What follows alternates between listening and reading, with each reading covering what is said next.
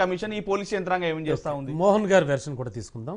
Sir Mohan గారు, overall గా చూస్తే కనుక గుడ్ మార్నింగ్ అండి సార్. హోమ్ బ్యాలెట్ ఓట్లు ఒక నోట్ ఒకటి ఉన్నాయట, వాటికి సంబంధించి కౌంటింగ్ కొనసాగుతోంది. మొత్తం ఓవరాల్ గా కాంగ్రెస్ ఏం చెప్తుంది? ఆల్రెడీ బీఆర్ఎస్ నాయకులైనటువంటి సతీష్ గారు మాట్లాడిన మాటలన్నీ విన్నారు మీరు. సతీష్ గారు మాట్లాడిన మాటలన్నీ నేను విన్నా. వారికి ఒక్కసారి విన్నపం చేస్తా ఉన్నా. ల్యాండ్ ఆర్డర్ విషయంలో కోదండరాం ఇల్లు వలగొట్టింది ఎవరండి?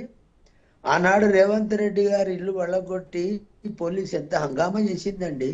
ఒకసారి ఆలోచన చేస్తే కాంగ్రెస్ నాయకులు ఆనాడు టిఆర్ఎస్ ప్రభుత్వంలో ఒక 100 సార్లు అరెస్ట్ చేశారు. 100 సార్లు. అసలు మనిషిని నడవటానికి వీలు లేని వాతావరణం సృష్టించి ప్రజలకు కానీ వ్యవస్థకు కానీ నేర్పింది ఎవరంటే టిఆర్ఎస్ ప్రభుత్వం.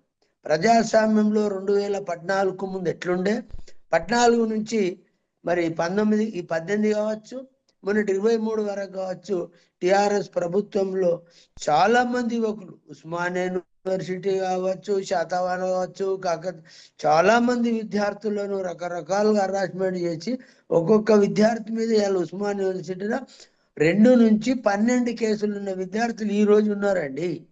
నేనేమంటున్నా అంటే సతీష్ గారు చాలా విషయాలు చెప్పిండు. డ్రింకింగ్ వాటర్ వీళ్ళు ఏం ఫెసిలిటీ ఏర్పాటు చేశారు? దివంగత నేత రాజశేఖర్ రెడ్డి ఉన్నప్పుడు మంతినేని మీదికెళ్ళి అంటే రామగుండం మీది నుంచి అబ్దుల్ కలాం పేరట డ్రింకింగ్ వాటర్ గోదావరి నుంచి హైదరాబాద్ కి తెచ్చి సప్లై చేసారు. అది ఫస్ట్ ఫేజే. సెకండ్ ఫేజ్ పనులు నడుస్తాయి.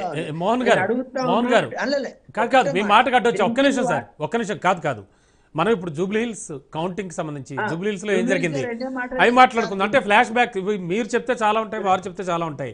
అంటే నా ఉద్దేశం ఏంటంటే జూబ్లీ హిల్స్ సాధ్యాలు ఏం ఆలోచిస్తోంది కాంగ్రెస్ విజయం తథ్యం. ఎందుకు అంటే చాలా అంశాలు మేము పరిశీలించాను. నేను వ్యక్తిగతంగా బూతువారిగా వారం 10 రోజులు నేను హైదరాబాద్ షేక్పేటలో కొన్ని రోజులు, సోమాజిగూడలో కొంతకాలం, యూసుఫ్గూడలో చూసాం. ప్రజలు ఏం చెప్తారని మేము స్వతహా కళ్ళతోని చూసినాం, వాళ్ళని విన్నాం వాళ్ళు చెప్పినది. కాబట్టి ఈ రోజు బీఆర్ఎస్ పార్టీ ఏదైతే చెప్తా ఉన్నదో, అసలు ఒక మాటలో చెప్పాలంటే బీఆర్ఎస్ పార్టీ అభ్యర్థి యొక్క ఇంటి వాతావరణం కానీ మనం చెప్పకూడదు. పాపం ఒక ఆడపిల్లను అనవసరంగా ఆమెను బయటికి తెచ్చి ఆమెను పోటీలో పెట్టి ఆమె కుటుంబ పరువును ఇండైరెక్ట్ గా బీఆర్ఎస్ ప్రభుత్వమే తీసిందని నేను భావిస్తున్నా వ్యక్తిగతంగా. ఎందుకంటే ఆమె కాన్సెంట్ తీసుకోరు, అత్త కాన్సెంట్ ఉండదు, కుటుంబ కాన్సెంట్ ఉండదు. ఆమెను పోటీలో పెడితే ఆమె పరువును మీరు బజారు పాలు గిడిచింది ఎవరు? కేసీఆర్ గారు, కేటీఆర్ గారు, బీఆర్ఎస్ ప్రభుత్వం. ఒక వీడియోను ఎందుకు అనవసరంగా తెచ్చారు? మీరు మంచి అభ్యర్థిని పెట్టనుంటారు, కాంగ్రెస్ కి ధీటైన అభ్యర్థిని. నేను కాదన్నామా, మీ పార్టీ మీ ఇష్టం, రైట్, పెట్టిరు, జరిగింది. ఈ రోజు నేను చెప్తున్నా సార్, బీఆర్ఎస్ ప్రభుత్వం సఫలమైందని సతీష్ గారు చెప్తున్నారు. సఫలమైందా బీఆర్ఎస్ ప్రభుత్వం విఫలమైందా అని 2-3 గంటల వరకు మీరు వెయిట్ చేయండి. రిజల్ట్ కాంగ్రెస్ పక్షాన ఉంటది. 16 అంటే అప్పుడు మాగంటి గోపీనాథ్ గారు 16,000తో గెలిచిండు. ఇలా కాంగ్రెస్ అభ్యర్థి కూడా 16,000 పైకి చిలుకుతో గెలుస్తాడు. మీరు షేక్పేటలో చూడండి. ఇప్పుడు షేక్పేట రిజల్ట్ మొదలు వస్తుంది కదా, 9:30లోగా వస్తుంది. 9:30లోగా వస్తుంది. అప్పుడు మీరు షేక్పేట నుంచే చూడండి. షేక్పేట డివిజన్ లో 42 బూతులు మొదట కౌంటింగ్ అవుతుంది. కాబట్టి షేక్పేటలో కాంగ్రెస్ అదే ఈ జూబ్లీ హిల్స్ ఎన్నికల్లో చేయగలిగిన అన్యాయాలన్నీ చేసింది కాంగ్రెస్, అధికారం చేతిలో ఉంది కదా అని అంటున్నారు వీళ్ళు. వినండి సార్, ఎలక్షన్ అనే దాంట్లో ఇలా నేను నిజంగా చెప్తున్నా, సిగ్గుపడతా ఉన్నా. 2014లో నేను చూసిన, నేను అభ్యర్థిని. 18లో కూడా నేను అభ్యర్థిని, కాంగ్రెస్ అభ్యర్థిని. ఇక్కడ ఎన్ని కార్యక్రమాలు చేసారు టిఆర్ఎస్ అంటే చెప్పి 40 కావు. వాళ్ళు చేసి మంది మీద రుద్దే ప్రయత్నం చేస్తే తప్పు. కాకపోతే ఎలక్షన్ మేనేజ్మెంట్ లో వాళ్ళు ఫెయిల్ అయ్యారు. బీఆర్ఎస్, కాంగ్రెస్ సక్సెస్ అవుతుందనే అక్కసుతో మాట్లాడే ప్రయత్నమే తప్ప ప్రతి ఇంటికి మోహన్ గారు, ప్రతి ఇంటికి ప్రతి గుమ్మానికి కూడా బీఆర్ఎస్ నేతలు కాంగ్రెస్ బాకీ కార్డు అంటూ పట్టుకు తిరిగారు. అది అంటే ప్రజల్లోకి బాగా చూపించారు. ఎవరు? బీఆర్ఎస్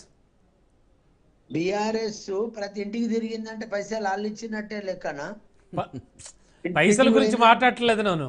బాకీ కార్డు, కాంగ్రెస్ బాకీ కార్డు అని కాంగ్రెస్ ఏ పథకాలు అమలు చేయలేదు. బాకీ కార్డు మంచుతారు కదా, సిగ్గుపడాలి. కేసీఆర్ నాకు మంచి గురువే, కేటీఆర్ అయితే మిత్రుడే. సిగ్గుపడాలి. 60,000 ఏమంటారు లాభంతో రాష్ట్రం ఏర్పడితే లక్షల కోట్ల అప్పు. ఇవాళ మేము అప్పు తీర్పుతలేమంటే ఏంటి సార్? కాంట్రాక్టర్ పైసలు ఇస్తలేం, సర్పంచ్లకు ఇస్తలేమంటే ఉండితలేమా లేక ఇస్తలేమా? సిగ్గుండాలి సార్ రాజకీయ మాట్లాడేటోళ్లకు. అదే మాట, జ్ఞానం లేని మాట. ఇంకింత జ్ఞానం లేదు బీఆర్ఎస్ నాయకులకు. అరే మీరు కోట్ల రూపాయలు అప్పులు చేసి పెట్టిపోయి సర్పంచ్ పైసలు ఇస్తలేడు, జడ్పీ పైసలు ఇస్తలేరు, వర్క్ కాంట్రాక్టర్ల పైసలు ఇస్తలేరు, ఎవరి పైసలు ఇస్తలేరు. అసలు మీరు పెట్టింది ఏంది, మీ కథ ఏంది, మీ లెక్క చూస్తే సిగ్గుపడాలి. 60,000 కోట్లతో మీరు ఆ రోజు తీసుకొని అప్పుల కుప్ప చేసి అప్పులు తెస్తారు. మీరు ఎవడు చేయమన్నాడు అండి? మీ ప్రభుత్వం వచ్చినాక చివరి సంవత్సరం ఎలక్షన్ ఉంటే లక్షల కోట్ల రూపాయల వర్కులు మంజూరు చేపించి లోకల్ బాడీస్ లాలని